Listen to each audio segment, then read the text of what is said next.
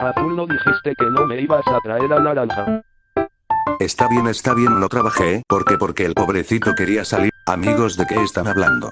Bueno, siempre y cuando de usted de noche y esté con ustedes estamos a salvo. ¿Cómo que vas a estar a salvo? Qué bueno, mejor me callo, pero no decir mal la palabra, pero en serio.